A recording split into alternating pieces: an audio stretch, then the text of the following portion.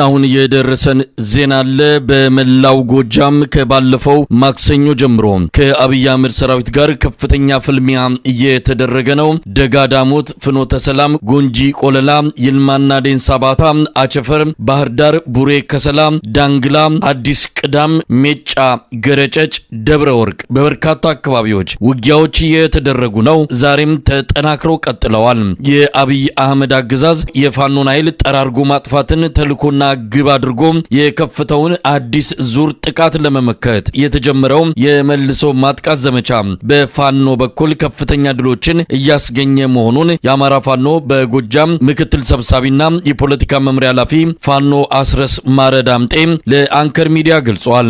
ህዝቡ የተላለፈውን ጥሪ ተቀብሎ ተግባራዊ አድርጓል። የትራንስፖርት እንቅስቃሴው በፋኖ ፈቃድ ላይ የተመሰረተ መሆኑ እየተነገረ ነው። የክልሉ ምስለኔ አስተዳደር ኃላፊ አረጋ ከበደ መንገድ በመዘጋቱና የደህንነት ስጋት እየጨመረ በመምጣቱ ከባህር ዳር ጎንደር በአውሮፕላን ለመጓዝ መገደዱ ታውቋል። ባህር ዳር ተከታታይ የቦምብ ጥቃት እየተፈጸመባት ነው። ዛሬም በአገዛዙ ሰራዊት ላይ ያነጣጠረ የቦምብ ጥቃት መፈጸሙን ያገኘነው መረጃ ያመለክታል። የአገዛዙ ሰራዊት የደረሰበትን ሽንፈት ለመበቀል ሰላማዊ ዜጎች ላይ የሚፈጽመው የጭካኔ ተግባር መቀጠሉን የገለጸው ፋኖ አስረስ አማረ ዳምጤ ህዝቡ ለማይቀረው ድል ከጎናችን ሆኖ እንዲታገል ጥሪ እናደርጋለን ብሏል። አመሰግናለሁ መሳይ። እንግዲህ የአማራ ፋኖ በጎጃም እንዳመራር ልዩ ዘመቻ ማድረግ በማስፈለጉ ምክንያት በተለይም ኦፕሬሽኖች ትላልቅ ኦፕሬሽኖች በሚከናወኑበት ወቅት በጉዞ ላይ ያሉ ንጹሃን ወገኖቻችን ከፍተኛ ጉዳት እየደረሰባቸው ስለሆነ እነሱንም ከጉዳት ለመጠበቅ ሲባል እንዲሁም ጠላት የሲቪል ተሽከርካሪዎችን ተጠቅሞ ሎጂስቲክስ የሚያጓጉዙበት የመረጃ ኃይሉን የሚያማራበት ሁኔታ ስለሚያጋጥም ያንንም ገድብ ስለሚገባን ነው ተሽከርካሪ እቀባ የተደረገው። ትላንት ከትላንት ላይ የነበረውን ሁኔታ ለሚዲያዎች ከዚህ በፊት ግልጽ አድርገናል። በዛሬ ዕለት አሁን ይህንን ቃለ ምልልስ እያደረግን ባለንበት ወቅት ጀምሮ ዛሬ ሙሉ ቀን በበርካታ አካባቢዎች ውጊያዎች ተደርገዋል። እንደሚታወቀው የአማራ ፋኖ በጎጃም ደፈጣ ውጊያዎችን፣ የፊት ለፊት ወይም መደበኛ ጦርነቶችን እንዲሁም ደግሞ የለይቶ መምታት ቅጣት እርምጃዎችን በተደጋጋሚ ይወስዳል። በዛሬው ዕለት በባህር ዳር መናኸሪያ አካባቢ በፒካፕ ላይ ሊንቀሳቀስ በነበረ የጠላት ኃይል ላይ በቦምብ ጉዳት ማድረስ ተችሏል። እንዲሁም እዚሁ ከተማ ስራ አመራር አካባቢ በተለምዶ ስራ አመራር ተብሎ ይጠራ የነበረው አካባቢ በተለምዶ መስቀል አደባባይ የሚባለው አካባቢ ቀበሌ 4 መርከብ ዩኒየን አካባቢ እንዲሁም ቀበሌ 16 የሚባሉት አካባቢዎች ላይ በጠላት ላይ ጉዳት ማድረስ ተችሏል። ከዚህ ባሻገር በሁለተኛ ክፍለ ጦር ስር ባለው ዋሸራ እና ጎንጅ አካባቢ ከፍተኛ ውጊያ ተደርጎ ከ60 እስከ 70 የሚሆን የጠላት ኃይልን መደምሰስ ተችሏል። በሶስተኛ ክፍለ ጦር ስር ሰከላ ግሽ አባይ ከተማ ዙሪያ ከተለያየ ቦታ ወደ ግሽ አባይ ይንቀሳቀስ የነበረ የጠላት ኃይል ላይ የደፈጣ ጥቃት ተፈጽሟል።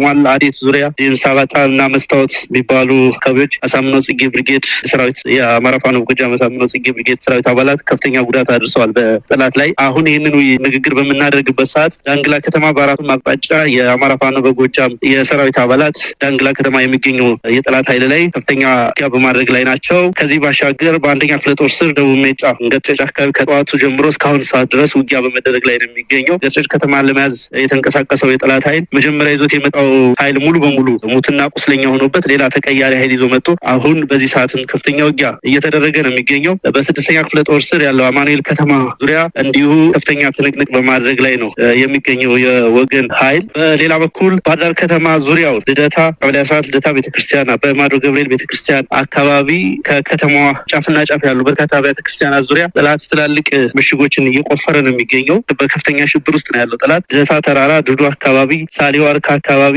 አቢነጭ ተራራ አካባቢ አንዳንድ ሻለቃ ኃይሎችን አስፍሮ ነው የሚገኘው። በዚህ ሁኔታ ላይ ነው አጠቃላይ የዛሬው ውሎ የሚመስለው።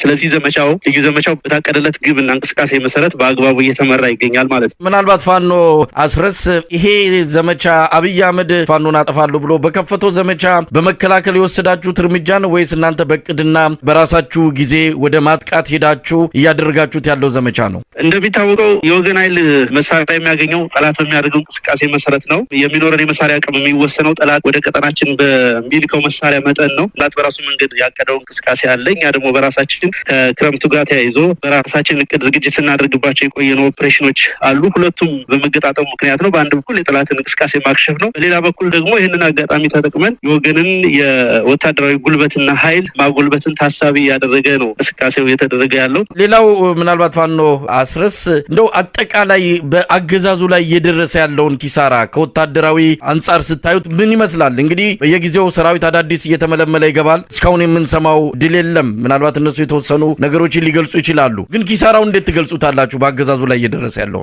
እንግዲህ አገዛዙ ከፍተኛ በጀትን የሚያንቀሳቅስ ኃይል ነው። አገሩም እንደሚታወቀው 120 ሚሊዮን ህዝብ ያለበት ሀገር ነው። ከዚህ ሁሉ ህዝብ የሚሰበስበውን ግብር እንዲሁም ኢትዮጵያ ባላት ጂኦፖለቲካዊ አድቫንቴጅ ምክንያት ከተለያዩ ሀገሮች የምታገኘውን ድጋፍ ጭምር ሙሉ በሙሉ ሀገሪቱ ያላትን ፖቴንሻል ለዚህ ጦርነት በመዋል ላይ ነው የሚገኘው። ጨፍጫፊው ስርዓት እየተዋጋ ያለው ከህዝብ ጋር ነው። ስለዚህ ህዝብን በምንም አይነት መሳሪያ ቢታገዝ እንኳን ህዝብን ማሸነፍ አይቻልም። ከፍተኛ ኪሳራ እየደረሰበት ነው።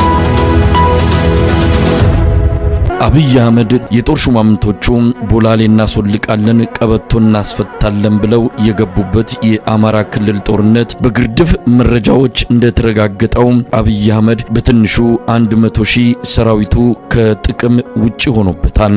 በተቃራኒው ፋኖን ከኋላ ቀር መሳሪያ ባጭር ጊዜ ከባድና ዘመናዊ መሳሪያዎችን የታጠቀ ግዙፍ ኃይል ሆኖ እንዲወጣ ያስቻለበት ታሪክ ነው የተመዘገበው። ፋኖ እየፋፋ እየደረጀ እየጠነከረ በአንጻሩ የአብይ አህመድ ሰራዊት እየኮሰሰ እየቀነጨረ ወደ መጥፋት ምዕራፍ የተቃረበበት ጊዜ ላይ ተደርሷል። አሁን ኳሷ በፋኖች እግር ስር ናት። በአብይ አህመድ ፍላጎትና እቅድ የሚሆን ምንም ነገር የለም ማለት ይቻላል። ነገሮች ተቀያይረዋል። የአብይ አህመድ አገዛዝ የመንግስትነት ጥብቆውን አውልቆ የለየለት የሽፍታ የወንበዴ ቡድን ሆኖ ቀርቷል። ዓለም አቀፍ ሪፖርቶች እየገለጹ እንዳሉትም የአብይ አህመድ አገዛዝ በኢትዮጵያ ምድር ላይ የኃይል የበላይነቱን እያጣ መጥቷል። ትግራይ ከእጁ ወጥቷል። አማራ ክልል ላይ አከርካሪው ተመቷል። በኦሮሚያ ምድር የሚቆጣጠረው ቦታዎች እያነሱ ናቸው። ጋምቤላ ላይ እንደ መንግስት ሳይሆን እንደ ታጣቂ ቡድን አንሶ እንደሚታይ ነው መረጃዎች የሚያመለክቱት። በሌላው የኢትዮጵያ ክፍልም መንግስት የለም በሚያስብል ደረጃ ላይ ደርሷል። ሰላሌዎች ሰሞኑን የበሬ ቀንበር ተሸክመው ሲወጡ ለማስተላለፍ የተፈለገው ቁልፍ መልእክትም ይኸው ነው። መንግስት የለም። የአማራ ህዝብ ተጋድሎ ወደ ወሳኝ ምዕራፍ እየገባ ነው። አብይ አህመድ ፋኖንና ሸኔን እናጠፋለን በሚል በለብ ያሰለጠናቸውንና በአብዛኛው ከኦሮሚያ ክልል የተሰባሰቡትን ወታደሮች ወደ አማራ ክልል በስፋት ካሰማራ ወዲህ ነገሮች በፍጥነት እየተቀያየሩ ነው። በገፍ የገባው የአብይ አህመድ ሰራዊት በገፍ እየተማረከም ነው። የፋኖ ትጥቅና ስንቅ ምንጭ የሆነው የአብይ አህመድ ሰራዊት በዚህኛውም ዙር ወረራው ፋኖን በሚገባ ከማስታጠቅና ይዟቸው የነበሩትን ቁልፍ ቦታዎች ለቆ ከመፈርጠጥ ያለፈ በ4 ኪሎ ድልን አንጋጦ ለሚጠብቀው የአብይ አህመድ አገዛዝ የሚያሰማው ጥሩ ዜና ሊያገኝ አልቻለም። ፋኖ በአራቱም ማዕዘናት የአብይ አህመድን ሰራዊት እያንቆራጠጠው ነው። በርካታ ቦታዎችን ተቆጣጥሯል። በተቆጣጠራቸው በእነዚህ ቦታዎች ከህዝቡ ለተወጣጡ አስተዳዳሪዎች እያስረከበ በድል እየገሰገሰ ነው። በዚህ ዝግጅታችን ባለፉት 3 እና 4 ቀናት በጎጃም፣ በጎንደር፣ በወሎና በሸዋ የተፈጸሙ ወታደራዊ ተጋድሎዎችን በአጭሩ እንቃኛለን። መልካም ጊዜ። የምናስቀድመው ከወሎ ነው። የአማራ ፋኖ በወሎ ባለፉት 15 ቀናት ያደረጋቸው ተጋድሎዎች በበርካታ ድሎች የታጀቡ መሆናቸውን በቪዲዮ ተደግፈው የሚወጡ መረጃዎች ያመለክታሉ። የተለያዩ ክፍለ ጦሮችና ብርጌዶች ከአላማጣ አቅራቢያ እስከ ደሴ በር ድረስ በበርካታ አውደ ውጊያዎች በአገዛዙ ሰራዊት ላይ የሚያሳርፉት ምት ተጠናክሮ የታየበት ጊዜ ነበር ማለት ይቻላል። ፋኖ ሞገስ የአማራ ፋኖ በወሎ አመራር አባል ለአንከር ሚዲያ እንደገለጸው ጉዞ በድል ታጅቦ ወደፊት እየገሰገሰ ነው። ሰሞኑን እንደሚታወቀው በአራቱም ክፍለ ግዛቶች የድሮ የምስራቅ አማራ ፋኖ ክፍለ ጦሮች ማለት ነው ወደ 7 የሚደርሱ ክፍለ ጦሮች እንዲሁም ደግሞ ወሎ አካባቢ ያሉ የክፍለ ጦሮች በጋራ በመሆን ታመኑ ክፍለ ጦርን ጨምሮ ማለት ነው ላስታ ምድር ላይ አጠቃላይ ኦፕሬሽን እየተሰራ ይገኛል። በጣም ከሁሉም በላይ ከተደረጉ ኦፕሬሽኖች ትላንትና በወልዲያ አካባቢ ወልዲያ ወልዲያ ዙሪያና ወልዲያ ከተማ ላይ የተደረገው እጅግ ከምንም በላይ የሚያስደስት ነው። ይሄ እንግዲህ በአማራ ፋኖ በወሎ በዋርካው መሪ ወዳጆ የሚመሩ ጦሮች ተናበው ያደረጉት ነው። በተለይ ደግሞ የሜካናይዝድ ኃይሉ የአገዛዙን ካምፖች በሞርተር በመደብደብ ከፍተኛ ኪሳራ አድርሶበታል። እንግዲህ ይሄ ስታዲየሙ አካባቢ የነበረና ሌሎች ካምፖች ላይ የነበሩ በርካታ ሞተር ሙላዎች ተወርውረው አገዛዙን ባለበት ካምፕ ላይ ሙትና ቁስለኛ አድርጎታል።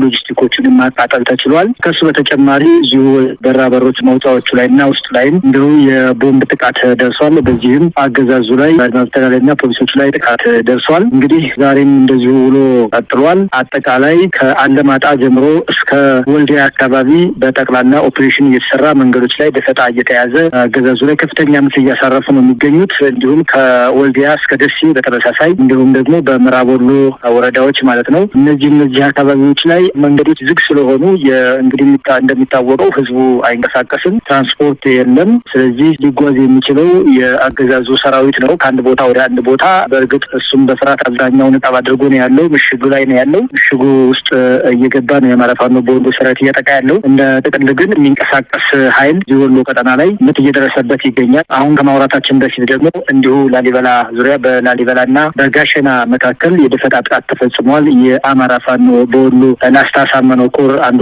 ክፍለ ጦር ማለት ነው ደፈጣ በመያዝ ምት አሳርፈውበታል። የባለስልጣን ጥረቅም ስላለ በእርግጥ እንግዲህ ላሊበላን ከበባ ውስጥ አስገብተን ያለነው። በነገራችን ላይ በዚሁ አጋጣሚ ለማህበረሰቡ ማስተላለፍ የሚፈልገው መልእክት አሁን አማራ የህልውና አደጋ ላይ ነው ያለው። የህልውና አደጋውን እስከሚቀርፍ ድረስ የትኛውንም በዓል በተለይ በዚህ ሳምንት ደግሞ የትራንስፖርት እንቅስቃሴ ገደብ በተጣለበት ሁኔታ እነዚህ ካድሬዎች በእርግጥ የት ላይ ዓለም እንዳሉ አይታወቁም። እንግዲህ እናከብራለን በሚል ዛሬ ከጋሸና በአብዛኛውን ኤርፖርት ላይ በሚያንቀሳቀሷቸው በሄሊኮፕተር በሚያንቀሳቀሷቸው ነገር ግን ደግሞ እንደዚህ ተራ የሚባሉት የዞን ምናምን ካቢኔዎች የብልጽግና ካድሬ ማለት ነው እንቅስቃሴ ለማድረግ ወደ ላሊበላ ለመምጣት የነበረው ተጓጉሎበት ሰራዊቱ ተመትቶ ለእጀባ የወጣው ያው መከረኛ ብርሃኑ ጁላ ሰራዊት ተቀጥቅጦ ተመልሷል። ይህ በላሊበላና በጋሸና መካከል አሁን ምሽት አካባቢ የተደረገ የደፈጣ ጥቃት ነው። አጠቃላይ ግን እንደወሎ ሰሞኑን እጅግ ልብን የሚያሞቅ ብዙ ሊነገርለት የሚችል ስራ እየተሰራ ነው ያለው። እንግዲህ አብዛኛው ቀጠና ነጻ ወጥቷል። ቀጣይ ሊሆኑ የሚችሉት እነዚህ የዞን ከተሞችንና አንዳንድ ነጻ ያወጡ የወረዳ ከተማዎችን የማውጣት ሁኔታ ነው የሚኖረው። ስትራቴጂክ ቦታዎችን የአማራ ፋኖ በወሎ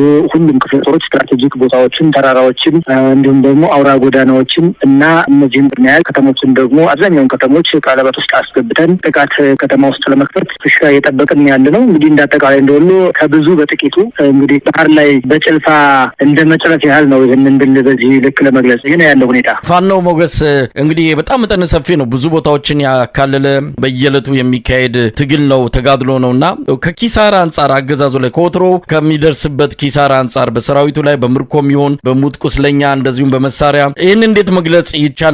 እንግዲህ ዋና የእናንተ የትጥቅና ስንቅ ምንጫችሁ ይኸው መከላከያ ሰራዊት ነውና ብዙ ነገር እንዳገኛችሁ መረጃዎች ያሳያሉ። እስቲ ከዚህ አንጻር ያለው ነገር ምን ይመስላል? በጣም ጥሩ። እንግዲህ አማራ ፋኖ በወሎ ኦፕሬሽኖች የሚሰሩት ኮሎኔሎች ነው። ብዙ ኮሎኔሎች ናቸው ያሉት። አሁን በዚህ 2 ቀን 3 ቀን ውስጥ የሚደረገው ኦፕሬሽን በተለይ በ4 ኮሎኔሎች የሚሰራ ኦፕሬሽን ነው። እንግዲህ በዚህ ጠላት ከፍተኛ ምት ይሄ ነው ለማለት በእርግጥ በቁጥር ሁሌም እየገለጽን እንመጣለን። በእውነቱ በዚህ 2 ቀን 3 ቀን ውስጥ ደግሞ ከፍተኛ የሆነ ኪሳራ አብዛኛውን አሁን ትላንትና 23 ሁሉ የተቃጠለበት ያለው እንዲሁም ሌላም ከባድ መሳሪያዎች ቡድን መሳሪያዎች ወገን አግኝቷል። በዋናነት የዚህ ሰሞን ኦፕሬሽን አንደኛው የጠላትን እንቅስቃሴ ለመቀልበስ እና በጸረ ማጥቃት ጠላትን ራሱን ለመምታት ነው። ሁለተኛው ነገር ዓለምን ለማደናገር ያመድ እንግዲህ ዓለምን ለማደናገር የሚሄድበትን ርቀት ለማሳየት ነው። በተለይ ከህዝቡ የነጠለ ለማስመሰል ፋኖን አንደኛ ከህዝቡ ፋኖን የነጠለ ለማስመሰል እና የተመታ ለማስመሰል ጥረት ስለሚያደርግ፣ ሁለተኛው ነገር ደግሞ ፋኖ ተከፋፍሏል፣ እርስ በርሱ